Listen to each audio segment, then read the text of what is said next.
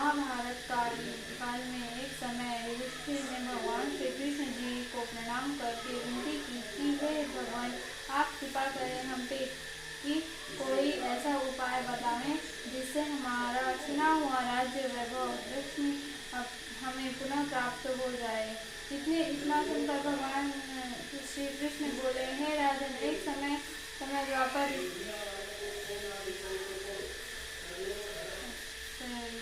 के राजबलि का राज था। उसके राज्य में प्रजा सभी प्रकार के सुखों से परिपूर्ण थी। वहीं राजा बलि मेरे परम भक्त थे। अपने एक बार अश्वमेध यज्ञ के करने की प्रतिज्ञा की थी।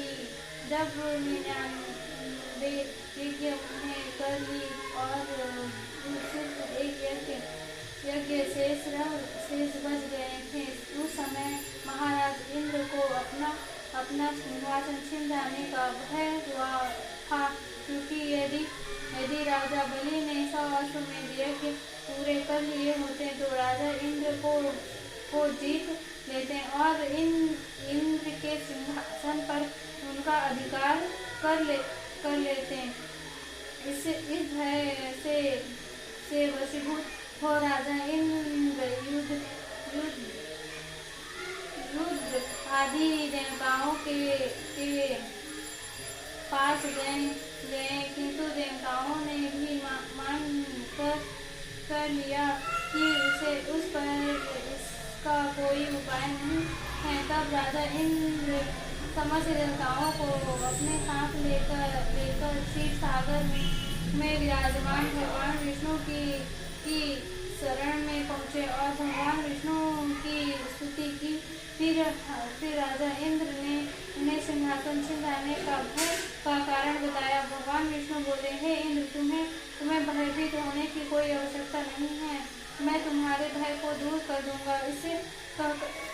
इतना कहकर राजा इंद्र को वापस इंद्रलोक भेज दिया।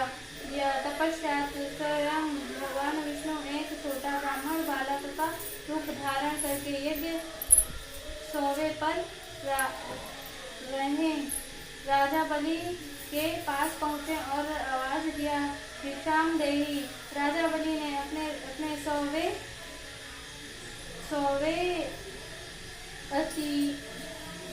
अंतिम यज्ञ के आरंभ में बालक ब्रह्मचर्य ब्राह्मण बालक को दान देना उत्तम शकुन सम्माना। बलि ने कहा, हे बालक विप्र, आप भिक्षा में क्या ग्रहण करना चाहते हैं? तभी वामन अवतारी भगवान विष्णु ने राजा बलि से 3 पग धरती की भिक्षा मांगी। राजा बलि द्वारा दिए गए दान का संकल्प हाथ पर लेकर भगवान विष्णु ने ब्राह्मण बालक के रूप को त्याग कर विराट रूप धारण कर लिया और प्रथम पग पर समस्त पृथ्वी नाप ली। दूसरे पग पर चरण को आकाश मंडल नापने हेतु उठाया।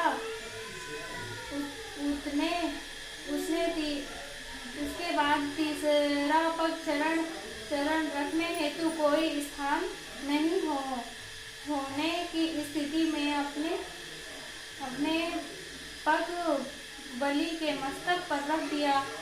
तब भगवान विष्णु ने राजा बलि से वर मांगने को कहा। राजा बलि ने कहा कि कार्तिक मास के कृष्ण पक्ष की त्रयोदशी, चतुर्दशी और अमावस्या 3 दिन इस पृथ्वी पर मेरा राज रहेगा। इस दिनों में समस्त मानव जाति दीपदान पूजा अर्चना करेंगे, उत्सव मनावे। इस दिनों में वैभव लक्ष्मी की पूजा अर्चना हो तथा उत्सव मनाने वाले घरों में वैभव लक्ष्मी का निवास हो, यही वर मैं आपसे मांगता हूँ।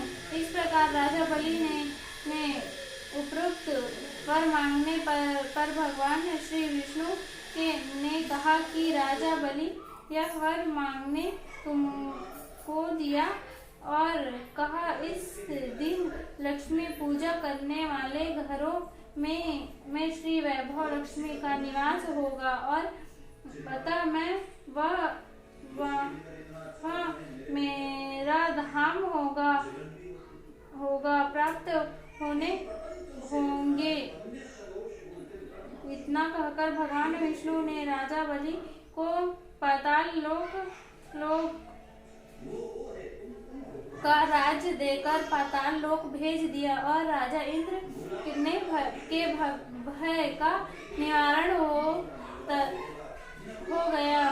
तभी से दीपावली पूजन के दिन लक्ष्मी पूजन किया जाता है, जिसे फल स्वरूप पूजन अर्चना करने वाले घरों में व्यापार आदि का। Friends, welcome back a new vlog. पता नहीं यहाँ पे क्या लगा हुआ है, उम्मीद करती हूँ आप लोग ठीक हो गए। अभी बज रहे हैं शाम के 6 और मैं ना आज लक्ष्मी माता की पूजा वगैरह सब कुछ निपटा के अभी आप लोगों से मिल रही हूँ। आज सिर्फ और सिर्फ मैंने पूजा दिखाया है आप लोगों को, और पूजा दिखाने के बाद मैं सोची कि एक बार मैं पिज़्ज़ा बना के देखती हूँ। तो मैंने ना यहाँ पे पिज़्ज़ा बना रही थी, मैं पिज़्ज़ा बनाऊंगी करके। और इसकी अगर रेसिपी आप लोगों को जाननी होगी तो मेरे यूट्यूब चैनल पे सब्सक्राइब और मेरे को मैसेज कर सकते हो कि मुझे ये रेसिपी जाननी है, और मैं दिखाती हूँ कैसा है, कैसा लगता है, मैं सब कुछ आप लोगों को बताऊँगी। तब तक के लिए बने रहिए मेरे चैनल पर। और मैं दिखा रही हूँ आप लोगों को, ये रहा हमारे पिज़्ज़ा का फाइनल लुक, और ये बहुत ब्यूटीफुल लग रहा है, बट टेस्ट में कैसा है। हेलो फ्रेंड्स, मैं पिज़्ज़ा बनाई थी, आप लोगों को बताई थी ना। तो पिज़्ज़ा सीरियसली बहुत टेस्टी बना था, जिसको मैं बता नहीं सकती। मार्केट से भी अच्छा लगा था मुझे, तो बहुत अच्छा लगा सीरियसली। तो मैं आप लोगों को वीडियो पसंद आए तो लाइक एंड सब्सक्राइब ज़रूर करिएगा। साइड वाले घर में ना डांस कर रहे हैं डीजे बजा के, वो मैं देखने जाऊँगी छत में, और आप लोग को भी दिखाती हूँ अगर बनता है तो। नहीं तो फिर ब्लॉग को यहीं पे एंड करते हैं। मिलते हैं आपसे कल, तब तक के लिए बाय बाय।